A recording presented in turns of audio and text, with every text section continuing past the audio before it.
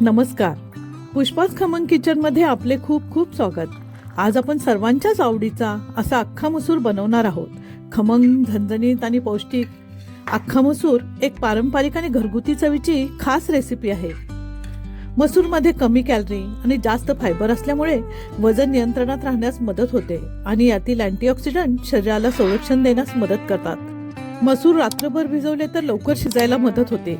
कमीत कमी 4 ते 5 तास तरी भिजवावे लागतील.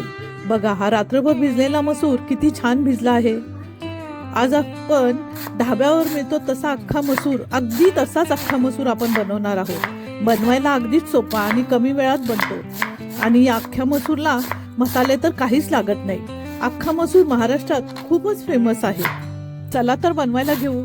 त्यासाठी 2 मोठे कांदे एकदम बारीक कट करून घेऊया. या अख्ख्या मसूरच्या भाजीला कांदा थोडा जास्तच लागतो, त्यामुळे अख्खा मसूर जास्त रुचकर होतो. 10-12 लसणाच्या पाकळ्या बारीक कट करून घेऊया. एक मध्यम आकाराचा टोमॅटो सुद्धा चॉप करून घेऊया. कांदा आणि टोमॅटोमुळे या अख्ख्या मसूरला एक छान गोडसरपणा येतो. यामुळे भाजी खमंग आणि स्वादिष्ट होते. यासाठी लागणाऱ्या सर्व साहित्याची यादी सोबत दिली आहे. आता हे सर्व साहित्य कट करून घेतले आहे. मध्यम आकाराची 1 वाटी भरून अख्खा मसूर रात्री भिजवून ठेवला होता. 2 मोठे कांदे बारीक कट करून घेतलेले आहेत. यासाठी कांदा जरा जास्तच लागतो. 1 टोमॅटो चॉप करून घेतला आहे. कोथिंबीर, चवीपुरतं मीठ, जिरे, खायचा सोडा चिमटभर, घरगुती लाल तिखट आणि तडक्यासाठी काश्मीरी लाल तिखट आणि लसूण बारीक कट करून घेतला आहे. आता गॅसवर जाडबुडाची कढई ठेवून 2 टेबलस्पून तेल घालायचे आहे. मी शेंगदाण्याचं तेल घेतलं आहे. तुम्ही तुमच्या आवडीनुसार कोणतंही तेल घेऊ शकता. दुसऱ्या गॅसवर आपण 2 ग्लास पाणी गरम करायला ठेवले आहे. हे पाणी पुढे आपल्याला वापरायचे आहे. तेल चांगले गरम झाले आहे. यामध्ये 1 टीस्पून जिरे टाकून घेऊ. हे जिरे चांगले तडतडले की यामध्ये बारीक कट करून घेतलेला कांदा टाकून गॅस मोठा करून छान परतून घ्यायचा आहे. कांदा मुद्दामच जास्त घेतलेला आहे, कारण ह्या कांद्यामुळेच आपल्याला या अख्ख्या मसूरला ढाबा स्टाईल चव येते. यामुळे खायला तो खूपच स्वादिष्ट लागतो.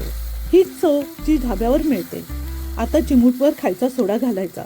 फक्त चिमूटभरच, जास्त नाही. हे कंपल्सरी नाही, पण हॉटेलमध्ये अशा पद्धतीने कांद्यामध्ये सोडा घालतात.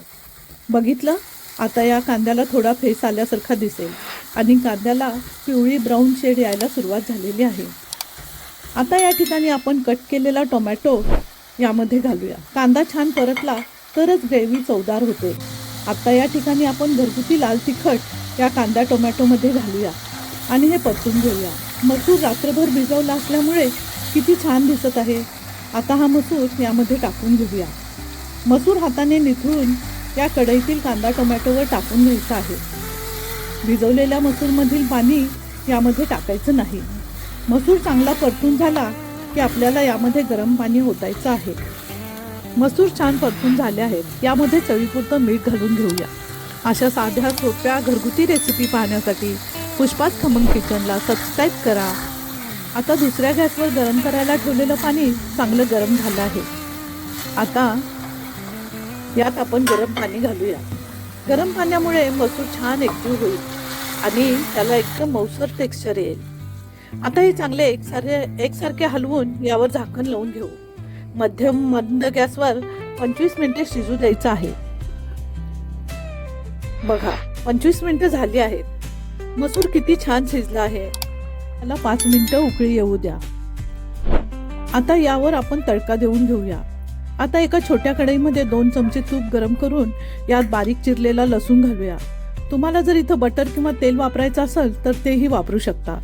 लसूण छान सोनेरी आणि खमंग झाला की यामध्ये काश्मीरी लाल तिखट घालून घेऊया. हे काश्मीरी लाल तिखटपणा येण्यासाठी नाही, तर या अख्ख्या मसूरला कलर आणि जबरदस्त चव येण्यासाठी. आता हा गरम तडका मसूरवर ओतूया. हा तडका पडताच तो सुगंध येतो ना, तो अगदी ढाब्याची आठवण करून देतो आणि भूक आपोआपच वाढते. आता याला चांगली उकळी देऊन घेऊया. बघा, याला किती छान क्रीमी टेक्स्चर आलेलं आहे. आता वरून बारीक चिरून घेतलेली ताजी कोथिंबीर टाकूया. आणि चांगले उकळून झाल्यावर गॅस बंद करून घेऊया. आपला ढाबा स्टाईल अख्खा मसूर तयार आहे. शेवटी थोडं बटर घातलं तर रेस्टॉरंटसारखी चव येते. हा मसूर फक्त चविष्टच नाही तर खूप पौष्टिकही आहे. प्रोटीन आणि फायबरने भरलेला असल्यामुळे शरीरासाठी खूपच फायदेशीर आहे. अख्खा मसूर गरमागरम भातासोबत तसेच चपाती, भाकरी, बटर रोटी, बटर नान ह्याबरोबर खूपच चविष्ट लागतो. या आणि अशा खमंग घरगुती पारंपरिक स्वादिष्ट रेसिपीज पाहण्यासाठी पुष्पास खमंग किचनला लाईक, शेअर आणि सबस्क्राईब नक्की करा. व्हिडिओ आवडला असेल तर नक्की लाईक करा, कमेंट करा. पुन्हा भेटू अशीच नवीन खमंग रेसिपीसह. ज्यांनी मला सबस्क्राईब केलं आहे त्यांचे खूप खूप आभार. पुन्हा भेटू. धन्यवाद.